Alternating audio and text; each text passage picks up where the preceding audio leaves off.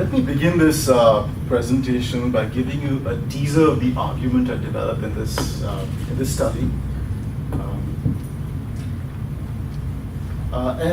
This is a still from this British political satire of the 1980s called Yes Minister, subsequently reprised as Yes Prime Minister, which caricatured one of the most enduring tropes of bureaucracy, of scheming civil servants outfoxing their artless political bosses. And so in reams of witty dialogue, episode after episode, we see the Oxford-educated cabinet secretary, Sir Humphrey Appleby, amiably frustrating the practical pursuits of a very image-conscious prime minister. The core dramatic tension that runs through this series is that the cabinet secretary is subordinate to the political executive, but he happens to be better endowed along multiple registers of cultural, linguistic, and social capital. Furthermore, Sir Humphrey knows this, and he uses this to his advantage. So we find him befuddling the Prime Minister with diversionary quips in English and Latin, and we find him maneuvering amongst the British elite over luncheons, teas, and cricket matches as well. Despite his sense of cultural superiority, Sir Humphrey must, however, perform as a servant, a faithful servant, in fact, in his face-to-face interactions with the Prime Minister. And in doing so, he not only renders his physical labor, his mental labor as a bureaucrat, but also what sociologist Arlie Hochschild refers to as emotional labor. That is labor that involves inducing or suppressing feeling in oneself in order to produce a proper state of mind in others. So we find Sir Humphrey skillfully managing his own feelings from suppressing his seething disdain as well as inducing deference, and he also manages the feelings of the Prime Minister with artful blandishments, expressions of loyalty, and of course eschewing credit. And he does so in order to sway British policy along his preferred lines. So the problem that I approach in this study is that there have been rich debates on the power of international bureaucrats and bureaucracies in international relations and political science. But this dynamic of empowerment via bureaucrats' emotionally calibrated servant performances have been largely underexplored and certainly under-theorized. And this study is a first attempt rather, to try and fill this gap. How do I do this? I do this by approaching these servant bureaucratic performances with Hochschild's concept of emotional labor, which points to the pressure that service sector workers face in managing their feelings to stage competent work performances.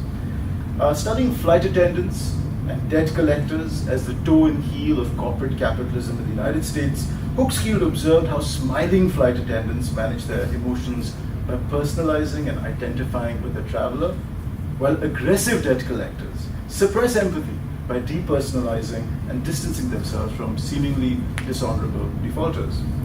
So given the ubiquity of jobs that involve handling people and their feelings, whether it's nurses, salesperson, call center employees, and even well-heeled private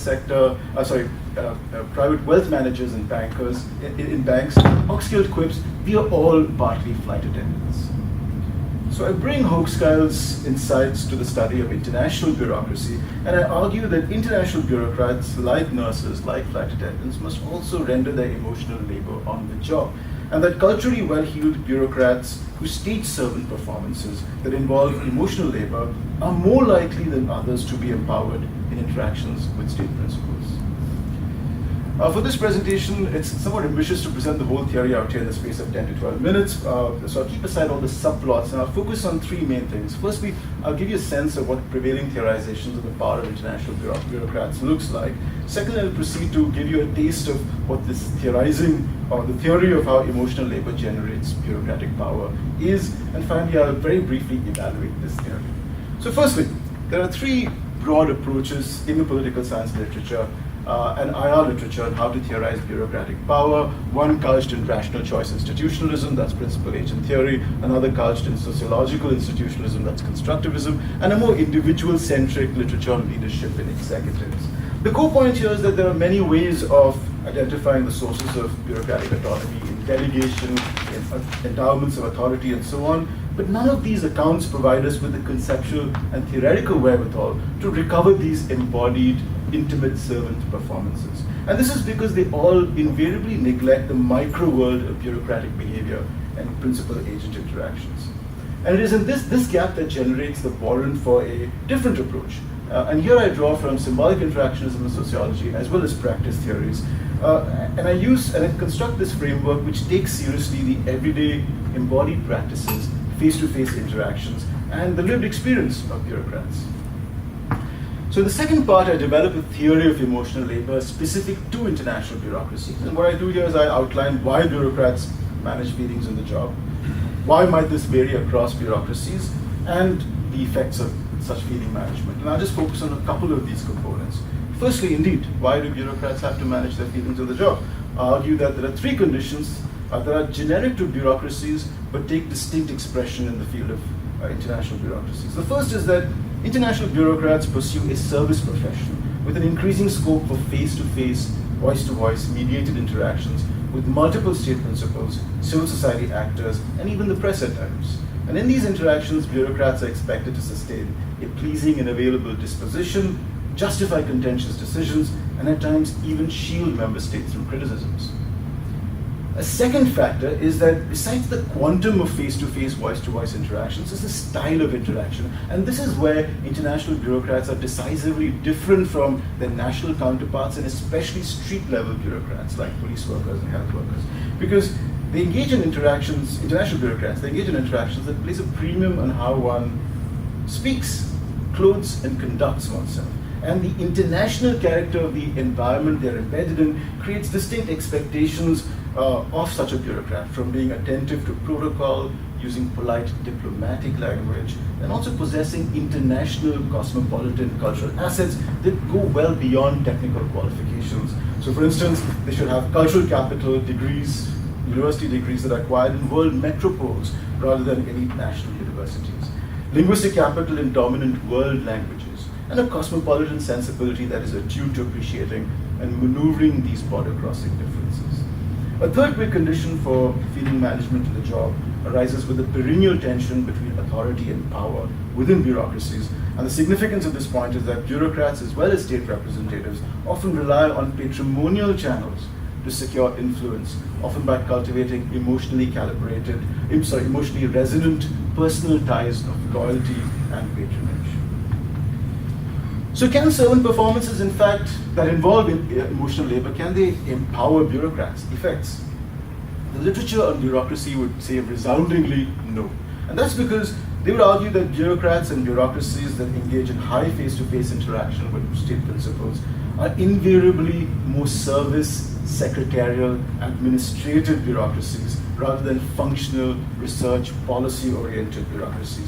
Ergo, they have fewer statutory delegated powers, and more likely they also have overzealous state police patrol mechanisms overseeing them. This is not inaccurate as much as it is incomplete, because under certain conditions, bureaucrats in such secretarial, administrative, weak bureaucracies can in fact enjoy power too. And this is where a class story comes into this picture. I argue that bureaucrats who solicitously perform as servants, yet are culturally better endowed than the principals they serve, are often better placed to pull off this mode of empowerment. And what's the reason for this? The reason is, at an individual level, these cultural assets, linguistic, cultural, social capital, endow bureaucrats with an embodied ease in interacting with state principals, based on shared life worlds, elite acquaintances, and bodily comportment. Collectively, when shared widely, these cultural assets allow class-based social integration within what are effectively heterogeneous, nationally heterogeneous international bureaucracies. And this happens again through shared life worlds, sociability, and then social interaction where bureaucrats share knowledge of issues, patrons, tactics, social scripts, and an aesthetic criteria of the right way to service member states. Finally, evaluating this theory. So I evaluate this theory of emotional labor as a standalone, singular source of bureaucratic autonomy by undertaking a hard test, which means that I examine the Secretariat of the Association of Southeast Asian Nations, ASEAN, which fares dismally under all existing theorizations of bureaucratic power. And this research draws on 13 months of fieldwork that I undertook in Jakarta, which is on a wider study of ASEAN, and is based on more than 130 interviews with some observation and multiple instances of hanging out with serving and retired ASEAN bureaucrats as well as diplomats. Happy to talk about this a bit later. So the Secretariat is weak because we know that it's ASEAN's membership and diplomatic culture based on informality, based on face-saving, basically no shaming, no naming of member states, no embarrassing of member states. These have historically suppressed the rational legal norms latent within the bureaucracy, especially since 1992, but that's a different story. Secondly, that this is an avowedly secretarial secretariat, where bureaucrats engage in a high volume of face-to-face, voice-to-voice interactions. I mean, the main task is to service member states, and there are as many as 1,500 plus meetings that these bureaucrats service, and this expend a great deal of mental and physical labor in organizing these meetings, stuff that happens before meetings, during meetings, after meetings. But besides the quantum of interactions is the style of servicing states. And here, servicing not only refers to work activities, but also it also describes and prescribes a social relationship. So what we see is staff that enter the secretariat, they invariably surrender to a process of subject formation in the space of a year or two, whereby they come to see themselves as servants of member states. To be a good servant involves embodying the prerogatives, habits, and dispositions of state representatives into second nature. It involves fashioning a way of talking, an appropriate way of writing reports, a way of conducting themselves in their interactions with states, and a way of managing emotional dissonance when states deflect blame from each other by scapegoating the secretariat.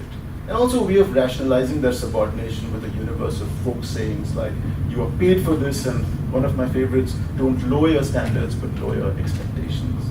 So in other words, staff suffuse their varied mental and physical labor of servicing states with emotional labor. That said, this yielding and docile servant was not necessarily unimaginative and powerless. Through the spine of the Secretariat's history, there have been a grade of bureaucrats highly endowed in linguistic, cultural, and social capital who assiduously performed the script of being servants to states, but they did not necessarily see themselves as being inferior to the individual state representatives arrayed around them on a meeting table. It's a very important distinction that happened there. And by performing as faithful, as meticulous servants, these bureaucrats were able to disarm state representatives, win their trust, and carve out capacity in running and steering meetings.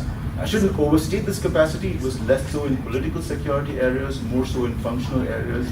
But staff themselves would refer to this as an art of shining without outshining member states, where staff deployed a host of strategies in the backstage, often with the blessings of a proactive Secretary General. And these practices included whispering to the chair seated on your right, cultivating state patrons and godfathers who would pursue their suggestions on the meeting table, priming states to quote-unquote kill off counter-proposals by another state, building quote-unquote coalitions of the willing on projects deemed to serve an organizational or regional vision, and sometimes de facto chairing an ASEAN meeting on behalf of a weak chair where everything hinged again on the delicacy of the performance, where, as one bureaucrat would say, it involved leading without being seen to do so. In contrast to these ideal servants, were the numerous technically competent staff in the Secretariat's history who were unable to yield to the servant script and its demands for emotional labor and would eventually leave the Secretariat. I'll end by saying that my manuscript will also argue that the ASEAN case is in fact a sharper instance of a much more general phenomenon. And therefore I set up a suggestive case of how this theory travels across cases. And I basically poured on literature on Euro-American international bureaucracies, which also point to how states have suppressed the rational legal norms built into powerful bureaucracies, such as the EU Commission, through informal means. The fact that even in powerful bureaucracies like the EU Commission, the OECD, and multiple UN agencies, we come across accounts of bureaucrats who have to keep in mind, who have to self-censor their behavior and maintain a self-restraining, self-effacing dispositions towards states, which again suggests the working of such leading management in the job. And we also find comparable service-oriented bureaucracies like the WTO, where we see references to a similar dynamic of servant performances by culturally well-heeled bureaucrats, which enables their empowerment in the backstage and sidelines of official interaction. So I'll end there.